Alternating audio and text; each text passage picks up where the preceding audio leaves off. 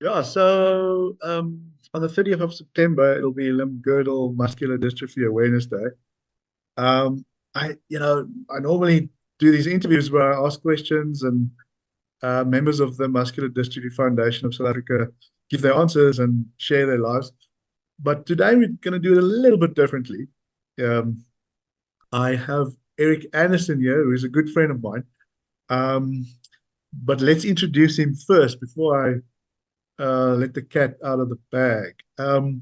So Eric used to be a computer programmer for various companies, and he also used to be a systemic um, counselor. Uh, Originally from my hometown, Pretoria, he now lives in the mountains of KZN in a small hamlet called Hermansburg. Is that right? Hermansburg.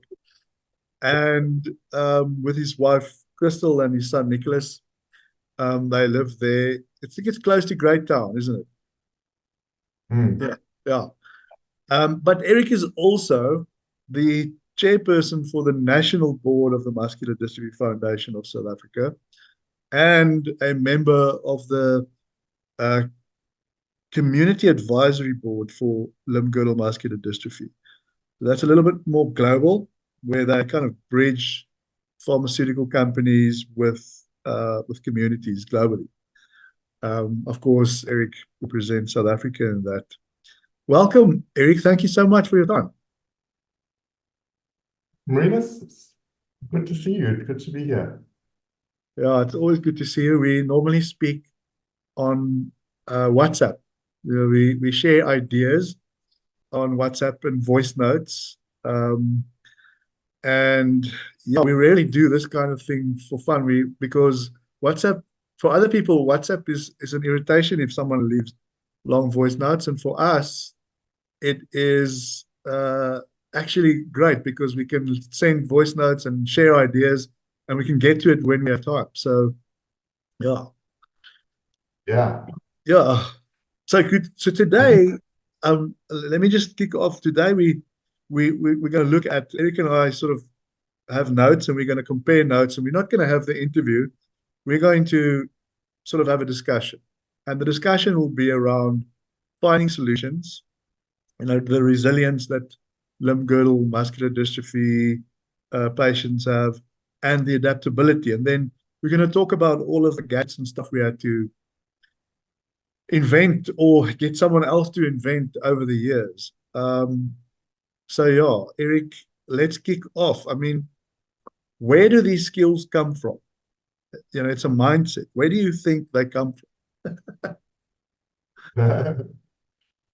yeah, you made me think deeply about this. Where do they, being an 80s kid, that must have had a role, inventing go-karts and tree houses and kind of entertaining yourself. And I also think that the gradual nature of this disease, you've got to just imagine things as you anticipate them. You've got to go through the motions of how you're going to do something and kind of create a picture. And I think for me, those eventually become gadgets that I then get my father or someone to create for me. So I would say it's an ability to really like that we develop. It's like a superpower that we develop from sort of having to survive with this disease from? and Yeah, just visualize and go through the motions of how are we going to do something if you can't lift your arm or if you can't um, get off the toilet easily, and yeah, we're not going to always have somebody around. So, and we also want to be as independent as we can for as long as we can. yeah, yeah. I mean, the 80s thing. I remember things like voortrekkers, which I mean, we come from a similar background in Pretoria.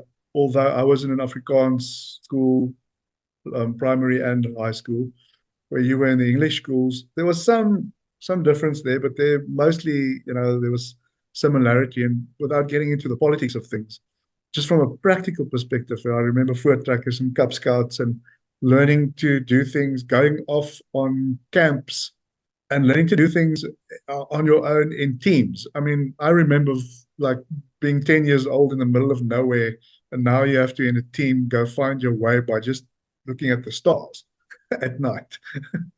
That kind of stuff, I mean, a 10-year-old walking in the middle of nowhere and leopard crawling towards a lantern, trying to solve problems. And then there was felt school. I don't know what it was called in English, but felt school was kind of, yeah, that was kind of like um, preparing the boys to become the inevitable soldiers that back then, if I remember. So there was a lot of these things I remember. Just they sort of pushing you and making you run when you were 13, 14 years, 13 years old, walking far with backpacks on your, and not giving you food the whole day. That's what we had to endure. So it was kind of like Yeah. that's the extreme. I mean, that was like the extreme thing. But then it's just in your neighborhood. I mean, most of the time my parents didn't know where I was because we were sort of left to our own devices in the neighborhood during the day. You just had to be home when it's dark and then come and eat, basically. So no, I Yeah. understand exactly what you're saying. I think that was kind of like the groundwork um, for when there's a traumatic experience coming. Then now you have to make plans, and I think that's the second part is like learning as you go, as the goalposts shift. But then there's also the third thing that I'm thinking of. For many years we we were kind of isolated as the let's call it the muscular dystrophy community. We thought that maybe the Muscular Dystrophy Foundation of South Africa was only there for persons who are really in dire need.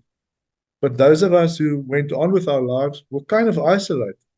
And it's only in recent years that we gravitated towards each other. And so now it's a third leg, which is this kind of information sharing that we've got.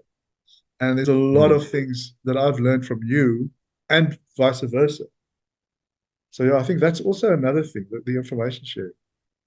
I think so. And back in the 80s when we started developing symptoms and we were still maybe a bit more active and able-bodied, going off, like you said, into the wilderness and not having cell phones, and our parents didn't know where we were. We wouldn't know, we wouldn't be able to contact anybody. You can't just send a quick WhatsApp. You make a plan. You've got to make it work and get yourself out of trouble. Yeah. In many cases, you don't even tell your parents what happened. Yeah. Yeah. Most of the time. Most of the time.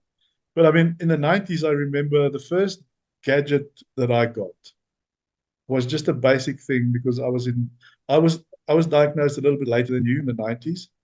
So the first thing was walking around on campus and falling down. So obviously most people thought I had too many beers, which happened.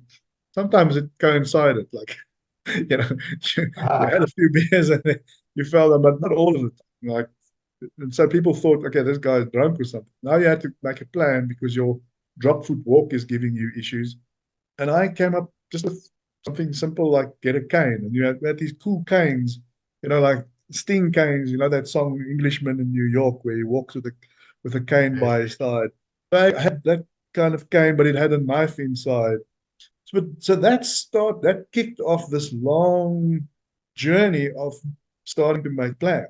That was the first thing. I mean, then obviously wheelchair. Then that first decision you have to make is like, am I going to get into a wheelchair or not? And I do remember it was kind of like a choice, a conscious choice to say, I have to get into it. I'm falling too much. Now I have to get a wheelchair. And that's where it started.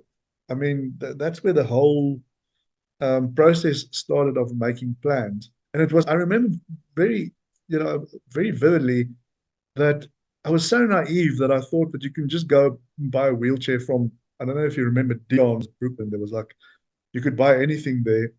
And I was like, okay, you can just go there and buy a wheelchair. And then I realized, no, it's very difficult to actually find a wheelchair. And that's how it started. So I don't know, how And did it start for you? Yeah, I mean, you're talking about the early days of falling and how it was maybe the beginnings of being inventive. Um, and the memories of I was in primary school when I had my early stages and early symptoms. And falling and needing to figure out how are you going to get up again? And are you going to what are you going to use to get up again? Maybe there's a wall close by, or maybe there's a chair close by. And I think those are sort of the precursors to visualizing and imagining just how to anticipate, uh, yeah, mobility impairments. Uh, Yeah, yeah, yeah, I remember at the office once I was in a loo and I couldn't get up. But normally I had to put my knee on something to get up. So somehow something happened and I couldn't get up and I fell on the floor or something, which wasn't that dangerous back then because then I still had all my, I didn't have any bone density issues and so on.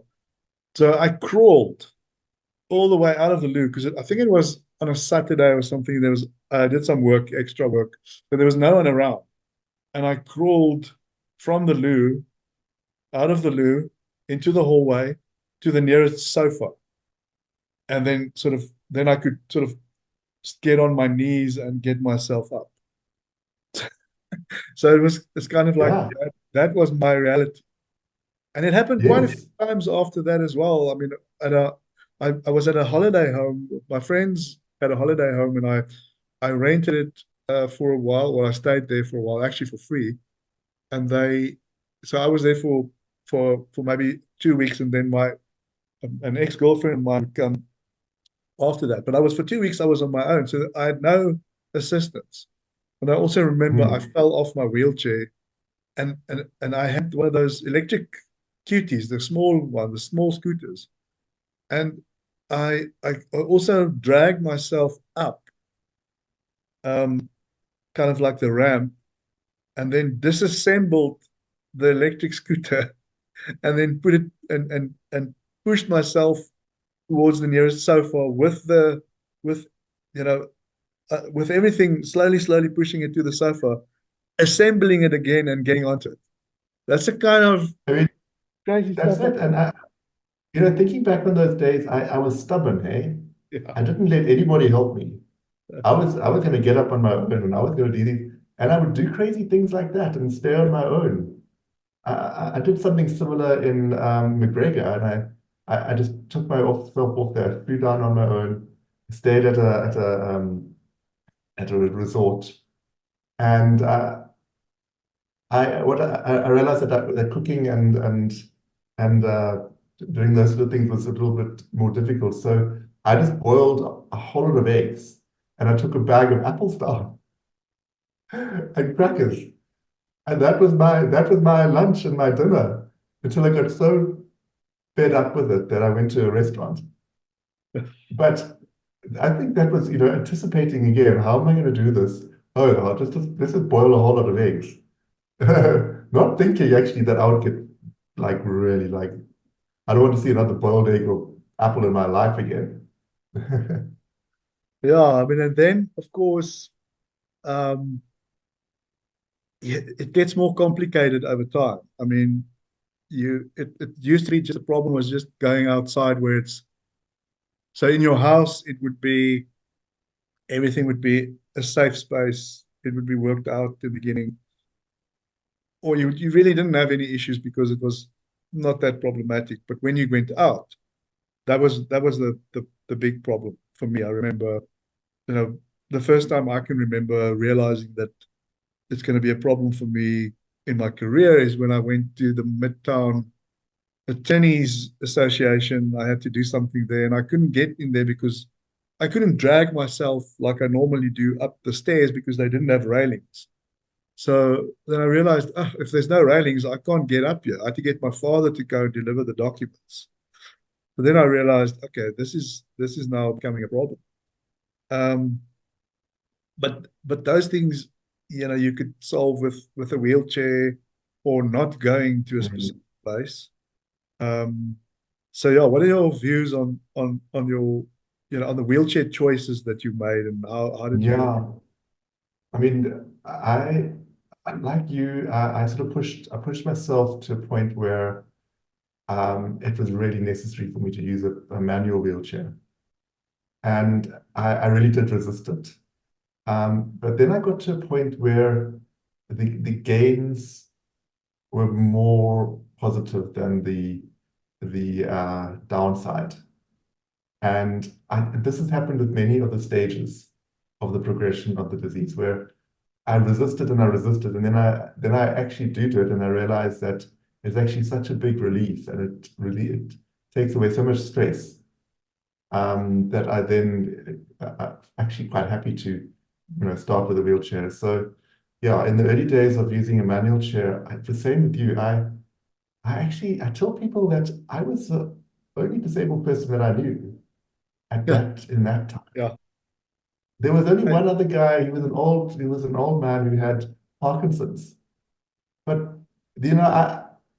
I didn't know wheelchairs, and the only thing that I saw, that was quite vivid for me was, do you remember in the Pick and Pay and Checkers, there was that girl with a splint on her leg, yeah and she was holding a little block that was a little like a statue.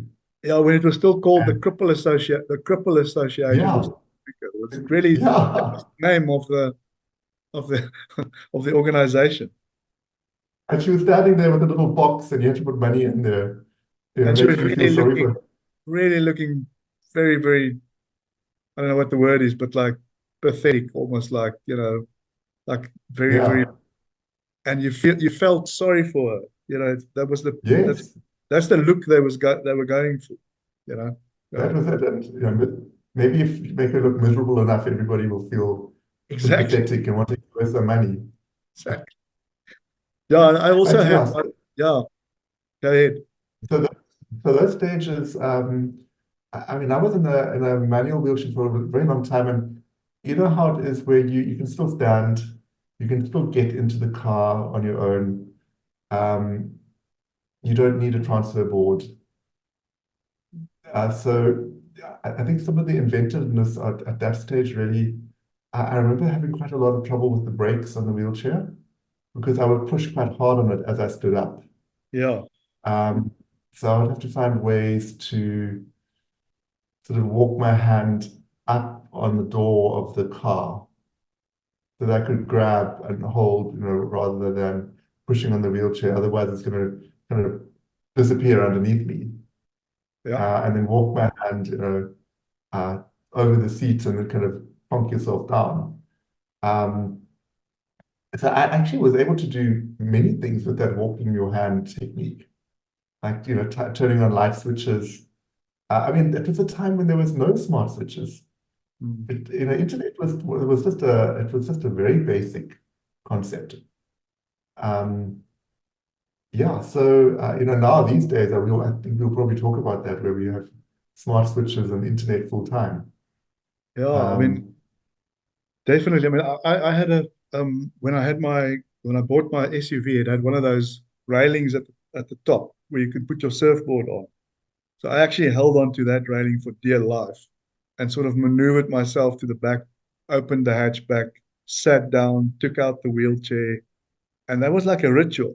Um, and then I realized, well, maybe I should get a wheelchair in the car.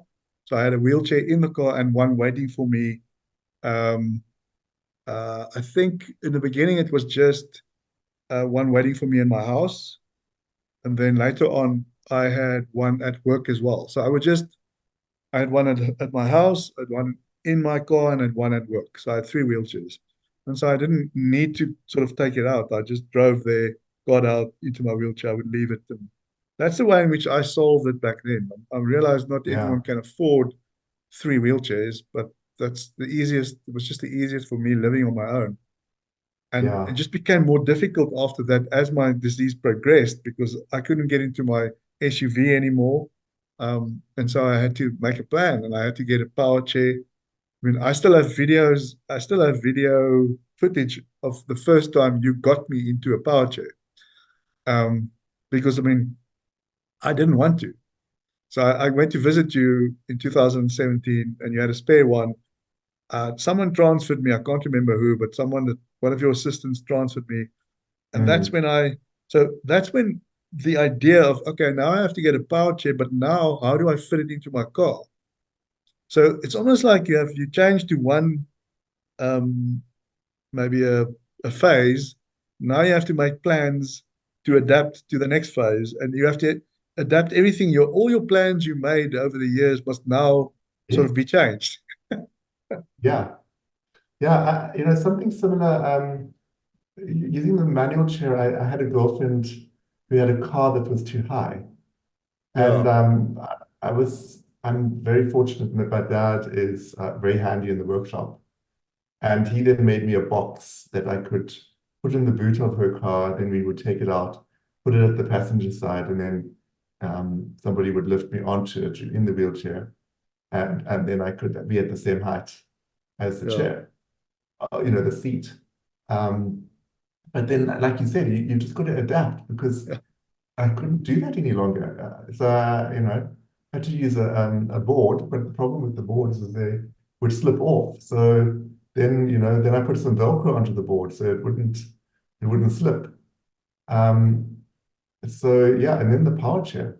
I mean, I remember that quite clearly when you were using that power chair. We were in Arcadia, yeah, and it was steep hills, yeah.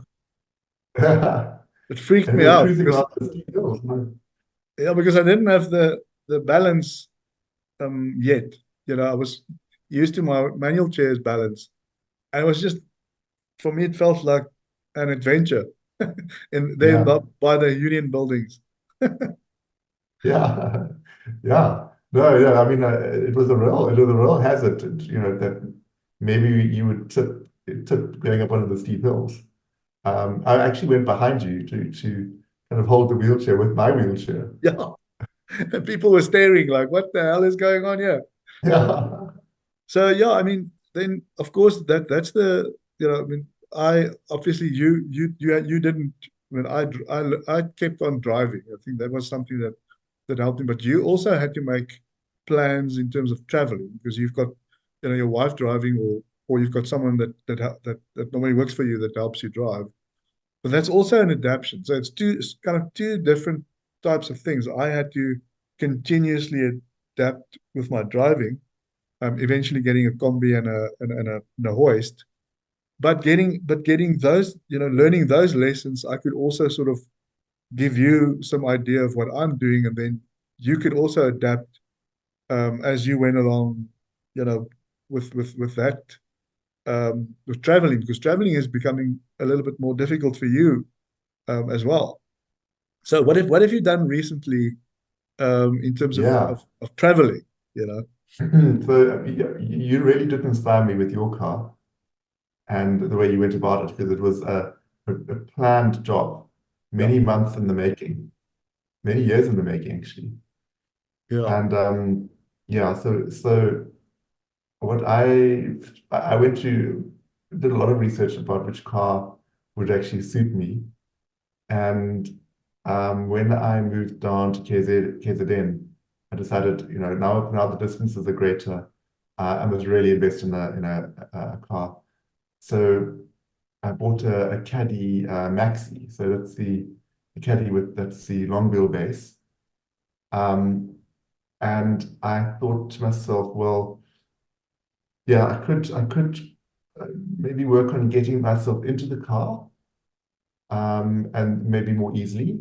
But I realized actually the priority is not so much getting into the car. I've already got a hoist for that.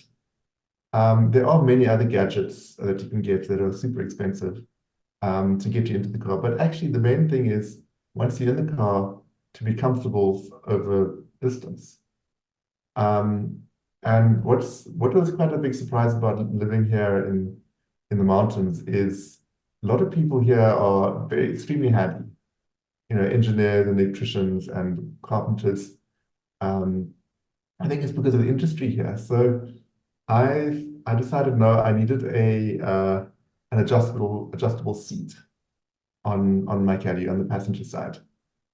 So I found an engineer friend, and he sourced a motor from a scrap Mercedes, which he then installed into the passenger seat. So now I've got a controller that I can put in my hand when I'm in the car, and when I get uncomfortable, I just push the button and the backrest goes down, and I change position. It is epic. It's No, really now you making a can difference. travel far again. Yes, Oh, yeah, without terrible back pain and being tired when I get to the other side. Yeah, yeah. Yeah, and yeah, go ahead. yeah, and the recent development is sleeping on beds at the destination at a guest house Yeah, hotel. It's just been agony. These days I can't turn or anything. I lie on my back, and they often are too high or too low. So I've just gone ahead and made my own bed, which I can put into my caddy. yeah, And it's an adjustable bed, it's an electrical adjustable bed. And it's pretty soon it's going to be the first time I use it. And I'm really looking forward to it. So instead of having like a 2-day holiday, I'm now taking a week. yeah, yeah. I mean, you inspired me with the adjustable bed because I was saying like, living on my own, I'm not going to pay that much money for an adjustable bed. That's just, if I don't need it, I'm not, that's my rule. If I don't need it yet, I'm not going to do that. But then obviously, as this disease, it creeps up on you. And I realized I ordered food from Uber Eats and then I couldn't get up. And so, it was on a winter's day. I couldn't get up. And the funny thing is that my smartwatch sent me like a report and saying, "Congratulations on your 2 kilometer swim." And that was me trying to get up, struggling to get up so that I can get my food so that it's not cold. And it took me, I don't know, probably 45 minutes to get up, and then I realized, I think some time went by. And then at some point, I think it was like 9 months after that, I got stuck again. I had to phone my physiotherapist and her husband to come and help me. Then I was like, okay, Mm, now I need it. So now I have to buy the adjustable bed. And I can tell you, it was a massive risk for me to buy them. Remember, I do it on my own. There's no help mm, with the adjustable bed. So there was no guarantee. The same thing with my car. There was no guarantee that I can drive that damn thing. I just bought it and then adapted. The same thing with the adjustable bed. I bought it and I remember the guys put it in and I said, look, I need to test this thing straight off. And I got onto the bed on my own and then I lay down, pressed the button and it got me up. And the two guys, like, I freaked out. I mean, I can't describe the happiness, the elation, whatever I felt when I did that. They were like, they couldn't believe that this guy's so happy just to get from his bed to his wheelchair. So I was freaking out. I was like, freaking out and screaming. And the guy's like, and you can just see in the guy's face, he's like, wow, you know what? I'm actually doing an important job. yeah, Um, yeah, so, yeah. because I'm helping people with their mobility. And the other thing that I got from you is the commode. I mean, for a long period of time, I didn't want to use that wooden commode that you got, and that is actually, I had to admit eventually that it's the best Mm, design. I think your father designed it, and I got mm, one from you as well, and I'm just tweaking it now. I'm buying a lot of rubber feet, because you can't get someone to make you the exact type of rubber feet that you want.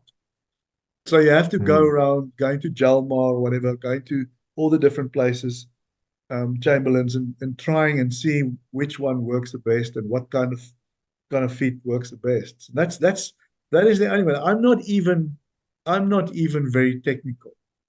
But it's a mindset that I've got, that I've learned now. mm, And then I get people to help me. Like, I've got the guy that helped me from Easy Drive, helps me with a lot of things, not just my Etienne from Easy Drive, not just my um, not just my my car stuff, but also other stuff. And I think you've also mentioned that you've asked ShopRider and so on to help you with stuff. So those Mm, guys are very important. You know, I mm. believe strongly we need to support those guys, and more people need to support them because they are like they're keeping us going with ideas and things. So And the attitude that these guys have got, um, it's just such a can-do attitude. yeah, I really, really like take my hat off to them. I've never come across, I've never had a response from Daniel and your guy from Easy Drive, where they've said no. yeah, And the people that I've come across here, like they are such a they really can get into my mind and they can figure out what I want and what I and they say it can be done. yeah. And I just love that attitude. Yeah, I mean, with the driving, at some point, I was thinking, okay, maybe I shouldn't drive because I didn't have support for my right arm, and I got to a point where I thought this is too dangerous to drive, and I asked, Etienne, okay, so what now? And he said, no, we'll find a way. And I said, but what about these guys? And I asked him, what about these guys that are just in accidents? How do they deal with it? And his response was like, they have no choice, so they find a way. And I realized, but I'm in the same position.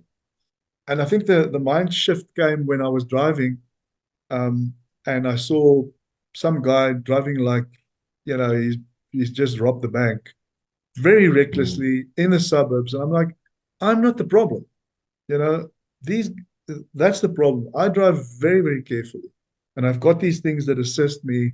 And with those things that assist me, all the gadgets and all those things, I am on the same um, level. And I don't misuse it or I don't drive like that.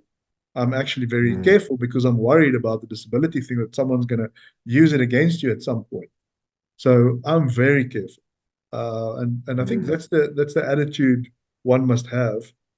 But yeah, so the traveling thing, um, I there's lots of other things that I've also picked up is like with the showering. If you if you go to a place and there's a shower there that you can use, you can actually take your own wheelchair with. You don't have to use their benches because with limb girdle, that's normally the problem you have. You're barely going to get onto those seats that they've got there, and your balance is not going to be the best. So it's better to take something worth to shower on the one hand, and Mm, then the other thing is like you can use wipes.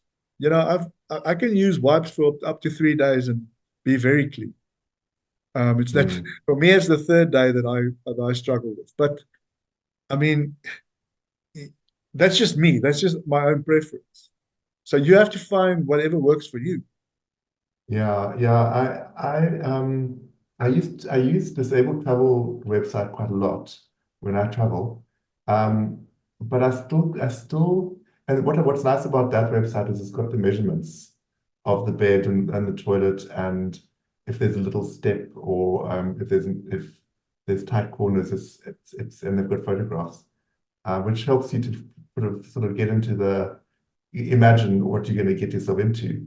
But there was a point where I felt like my needs were so specific, that rather I just bring it along with me. And because I need, like you spoke about the commode, I need that commode to be a certain height. I Mm, need the shower bench to be a certain height. I need my bed to be a certain height. And if it's not like that, then I need to contact the guest house and tell them, can they make a plan? Can they remove the legs? Or is there somebody there to help lift me onto the bed?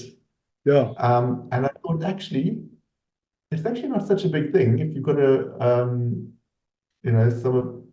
someone like Etienne or my carpenter, Craig, to actually make these things and put them into your van. And I know we've just been having a discussion about camping now because we've got all these gadgets, and actually camping might be easier. Well, to be tested, to be but tested. Yeah. we're going to test it. Well, I would actually love to because I think with the commode, what I can use is I have that sea flow loo that you can use where you put chemicals in. And then you've got a loo, that a portable loo. Actually, I took that Seaflow with me the last time I did a big, like a lot, a traveling to down to the coast. And at some places, I just couldn't get into their loos because it was like in New Bethesda. It's old places and they don't really adapt it. And I just that wasn't the problem. I just didn't have a proper commode. So now I've got a proper commode. I can just put the Seaflow under it, and then you've got a portable toilet that you can actually use anyway. And so that is that's something I'll take with me next time. Also, I'll take with me an extra wheelchair for showering because then you can just shower in a like a roll-in shower. So I'll choose places where there's roll-in showers. And then it's just the bed. But yeah, I'm watching what you're doing with the bed because I definitely want to follow in your footsteps. I just need something more portable. I'm going to have to do something more customized that the frame Mm, of the bed is more portable. But yeah, that I mm. saw what you did there with the bed, and it's going to look good. You should actually share it on the WhatsApp group as well. I think I am. Yeah, I think so. This is the first phase or the first model. So the legs and this one can fold up, and it's quite compact, Yeah, but it doesn't fold in half. yeah, So I think I'm going to work out how to get it to fold in half so that I can eat more, have more space in the car. Because yeah, right now I'm going to have to fold down the side seats, the second row seats in the caddy, and then just put put it in. Or actually, other thought is maybe put it onto the roof. yeah. The other thing we haven't talked about is technology because that's something that's uh, during COVID it became. I was very resistant to that at first, using technology in my house, and I thought it might be very expensive. But um, after or during COVID, I had friends who are in the tech space, and you as well. Actually, I have three friends in the tech space. You and two of my other friends. That was kind of sort of back then saying to me, you should try this. You should try this because they saw how I was struggling to reach for light switches. Um, and yeah, I'm a big vinyl fan, so I love playing records. But you know, playing records every day, it can be tiring when you've got girdle muscular dystrophy. you know, it's it's like lifting it up, keeping the balance, and sometimes you're holding something in your hands that costs quite a few bucks. And then if it were to fall, you're going to be crying yourself to sleep. So, I leave that for special occasions. Actually, my final player is not working at the moment. I'll need to fix it. But I've gotten so used to doing everything with voice command, that that's changed my life completely because I've got light switches and um, there's different types of light switches that you can use. You can use very cheap ones where you just have a switch that you can attach it um, to just a desk lamp, or a standing lamp. And I mean those things cost 150 rand. So if you have stable internet, you can use that very um, inexpensive option, and then you can just you know use Google Home um, to link all these things.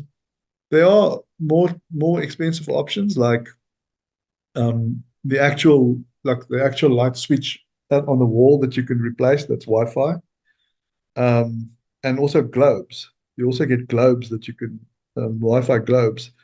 They used to be much more expensive. I've seen their prices coming down now. And so then you can link all those things and you can use different apps, but you can link it all to Google Home, which is I found that's the cheapest way of doing it because you don't pay for that service. So you just have to have stable internet, and yeah, then you can um, switch your lights on and off and your music if you want to listen to music. And also, I use it for weather. So when I just got up, it's dark still in my room. Now I need to um, uh, get dressed, and I want to know what's the weather out there. I can't open the windows on my own, so I just ask, so what is the weather like? And then I get an answer, and then I know what the weather's going to be for the whole day. So Mm. you know, Yeah, that helps yeah, me practically. It helps me every day. Switching on your lights, switching on your yeah. music, and even when I'm in my bathroom, it extends that far. When I forgot, I will roll into my bathroom. I forgot to put the lights on. I would just shout for my bathroom, and it would switch on the lights. It helps a lot. And my heater, it also helps. In the winter time, sometimes I would drive to my house, and then when I'm in the garage, I'm cold. So I would switch on the heater so long. So when I get there, the room is already heated. So it's these things that you make a plan. Mm. It's funny how you actually got your house set up, made your house smart before I did. Yeah. And I had this strange like resistance as well to doing it. Yeah. And I guess it's like that same resistance to using a power chair or using a wheelchair. Correct. Um, and now I've made my entire house smart. Um, I've got the variety that connect to the Wi-Fi. And my heater in my bedroom has got it. My electric blanket is on. It's on a smart switch. Um, and I've also programmed them as well. So at a certain time, it turns the lights on. And Yeah. I mean, I actually these days I can't actually turn the light switch on. Um, so it's changed my life. And now I'm like, wow, I should have actually done it sooner. It would have taken a lot of stress out of my life if I had done it when I was still living in Pretoria. Because there were certain things in that house I had a swimming pool, and it would just turn on at crazy times, and Yeah. it would stress me out no end. And now I thought to myself, why the hell did I not put a smart switch on that Yeah. pool pump? Yeah. Yeah. Even in the garage, I remember for many years my garage didn't have a light. When the light there was a light, and then it went off. And I remember we had, I think I went with you and Crystal and some German guests to a place out here, Stilbos or something. When we came back, I was in the dark, and they freaked out completely. Like, what? How can you operate in the dark? And I realized, man, you were stupid. So many times when I, sort of misplaced and fell off my wheelchair. And what normally then happens is you get yourself in a very difficult spot because you took it for granted, you didn't concentrate, the light wasn't there, and then you made a stupid mistake, and now you have to phone someone to come and help you. Now that I've got light in my garage, and it's Wi-Fi light, so I can switch it on with my cell phone. I can switch it off here in the house, on and off with my voice command. And in my house, in my bedroom, the same thing. So I've got very illuminated lights that I use to transfer. So I would put the illuminated, the very bright lights on when I transfer. And I haven't made a mistake because the thing is, when you live on your own as well, you think you can do things, you go through the motions, and then you make one mistake, and then that's that. So that cancels that out so that I can be alert, because you have to use every part of your muscle when you transfer, that I still do. It is kind of Mm, like mountain climbing. I am pushing it to the ultimate limit, but 2 years went past, and I'm like, I'm still doing it. So mm, so the lights mm, help a hell of a lot for me to just control and it's a simple thing that you don't think it's important. Actually, it's very important to have proper mm. light when you transfer. Yeah, because every detail and every movement matters, Mm. and there's muscle memory, and you've just got to get it right the first time. And for me, I've only got one speed, and that's bloody slow. Yeah. But Sloth, I would rather sloth, just be sloth slow. speed. Yeah, slow speed. I'm like slow speed. But I'd rather just do that with like mindfulness, slowly, with muscle memory and with light than actually bail. Yeah. And it's interesting how we take things for granted now. Like one of my big fears when I lived alone was bailing and not having my cell phone close by. Yeah. Uh, Yeah. and now I've got a smartwatch, Yeah, and I can just and it's voice activated. yeah, And my phone is voice activated, so I can put my phone on the basin, and I could if something happens, I would then just say, "Hey, Siri, call somebody." yes. That's true. Yeah, I haven't done it yet because I still am one of those people who still have this. I've got my cell phone with me everywhere. It's like right here. yes, Everywhere it goes everywhere I go. But that's something I will definitely also look at doing just for in case. Like my yeah, bathroom, for instance. I mean, the loo is I've got a lot of grab rails and things, so I worked it out with the contractor to the millimeter. So every movement was worked out to what I have left, and all of the grab rails are designed for that. And then with the shower as well, I have this um, like a stainless steel seat that I've got. The height is worked out perfectly so that I struggle a little bit to get up, but it's easier to get down because the danger part for me is getting off the shower mm, when you're wet, and you can slip easily. So everything is worked out. I've always joked that I wish I could take this bathroom, put it in my pocket, and wherever I travel, I could just, you know, take it out and yeah, it becomes the bathroom. Because I know whenever I go and travel, it's a totally different ballgame. It's like you realize again how disabled you are.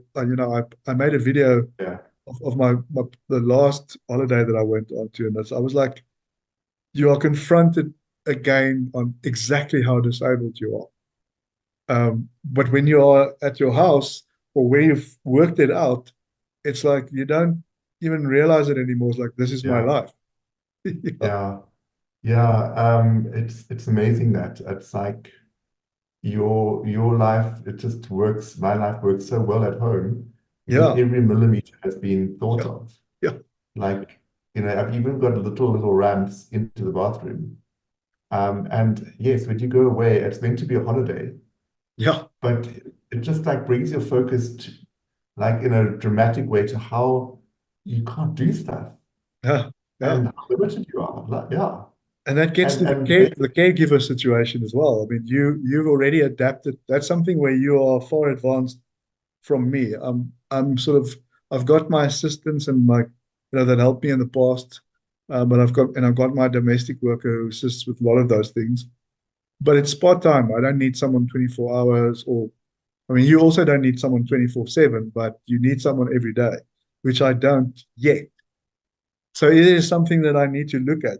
But I've used gadgets to delay that. I mean, my physiotherapist was saying that many people would have already gotten a caregiver in my situation.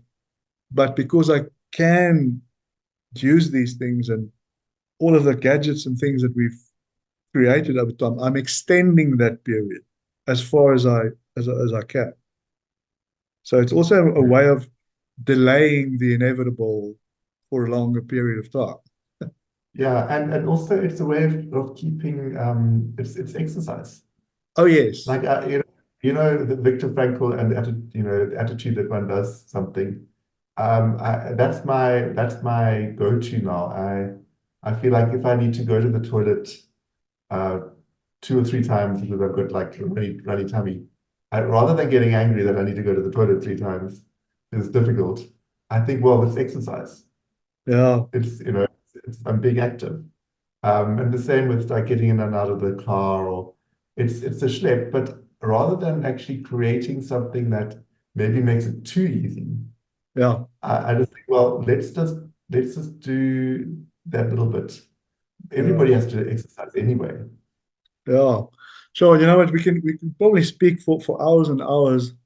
But the last thing that I want to deal with is, I mean, you and I were lucky. We were talking about that earlier Mm. about having the privilege to grow up as we did and so on. Not all of our members, have have had that opportunity. And so it's difficult to come up, it costs a lot of money. I joke about it that it's my hobby. People look at me funny when I say it, but it's kind of like, it's the truth. It's funny because it's true. I really have to spend a lot of money on this hobby of mine. And not everyone has the ability to do that. But I do think that a good place to start, I don't know what your view is on assisting other members who may not have had the opportunities, but I do think a good place to start is just to cultivate the the the the way of thinking. Um, because I do think you can get a long way with just thinking. Mhm. I'm not sure how we can assist in any other way other than the foundation assisting with financial from a financial perspective. But the two go hand in hand because there's no point in just you know you need to cultivate that sort of Mhm. adaptability along with the financial assistance that we're already giving. But it's going to be difficult because I remember even myself for many years I was very despondent, and it was like it took a long while for me to get to the space where I'm now. And I'm thinking maybe a good thing is all this information sharing, all of the WhatsApp groups and the assistance that we are giving to all members. I'm not sure what your view is. Yeah, I think that I absolutely want to acknowledge that I've been lucky and I've been privileged. Um, and also what one has around you also can really be, drawn into something that would help you, like using a toilet roll to reach something, to extend your reach, or using a stick to turn on the light switch. I think that one can use what's around you in your environment in creative, inventive ways to kind of cultivate that way of thinking. Yeah, Um, and I've also, so many people out there, they really want to help, but they might not know how to help. And that's why they're probably stepping back or they're not doing anything. And it may appear as if they are unfeeling, don't have empathy. But actually, I've seen how they want to, they don't know, and you just need to tell them, yeah, and maybe ask somebody, this carpenter friend, he really finds helping me with small wooden objects that I need. He's just made me a footplate for my wheelchair, and he's really finding it fascinating. He's loving to do something completely different, and it's a very small thing. It's a small thing. It probably took him an hour or two. Well, no, probably more, but probably much longer just than thought. But it's just I think we need to engage in people and engage in their creativity as well, and just brainstorm together. yeah, yeah. And I mean, it also applies to family members of persons who live with muscular dystrophy.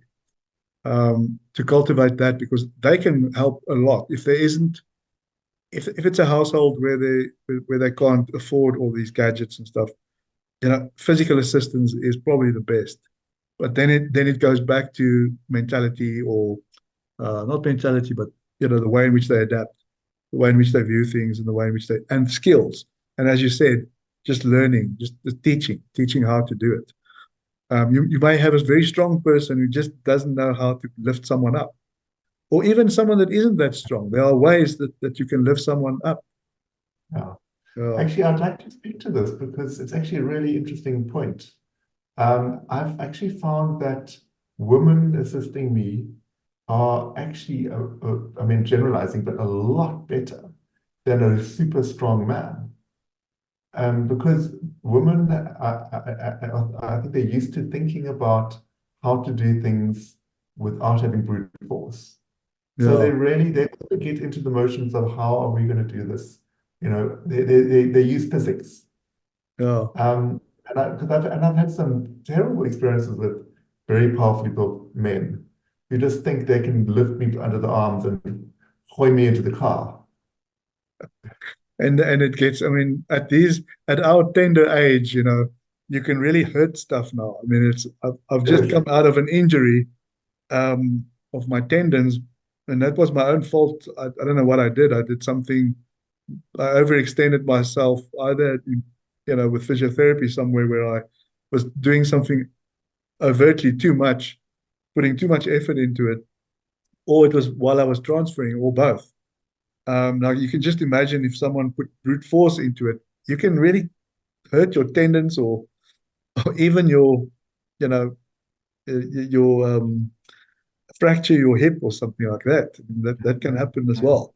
So so yeah, Yeah, but I think yeah we've covered so much today, Eric. I mean, we should actually have more of these discussions. Um, absolutely. but yeah, I think we must leave it there. Otherwise, it's going to be too long, and people's um, attention span are not going to be um, long enough. So we leave it there, and we can have more discussions on these topics. Um, but yeah, thank you so much for your time, and it's always good to speak to you. We'll speak on WhatsApp to solve Yes, to solve more problems, and then we can have more of these discussions and get it out to the rest of the community because I've had great discussions with you and then great solutions coming out of it where I thought my way was right, but then realized that wasn't so good. You know, yeah. you need to discuss it. You need to get better input as well. So yeah, thank you so much. And yeah, no, thank you, Marinus. Thanks for this interview. It's been really, really kind of so cool to chat to you about this. Yeah, These are things that I haven't really spoken about. It's just part of yeah, my life, and yeah. it's good to unpack it with you. And to brainstorm with someone who's in exactly the same position as I am, it's gold. It's golden. It's really good. So thank you so much. Yeah, Thanks, Eric. yeah. Take it easy. Thanks, Cheers. thanks, Marinus. You too. Cheers.